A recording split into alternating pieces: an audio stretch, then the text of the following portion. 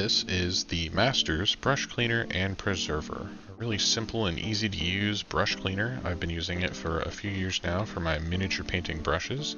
As you can see here, I've obviously been using it.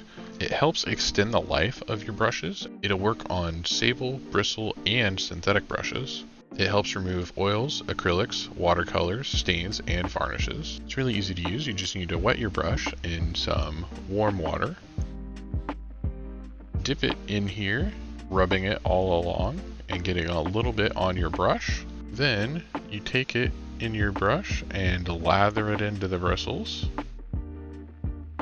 and help form the tip of your brush back. You can then take your brush, rinse it back out to help clean it from that initial first time of using it. And then take it, and I like to take another quick coating of it and leave a little bit to set in my brush to help it hold that tip and help condition the tip while it is in storage.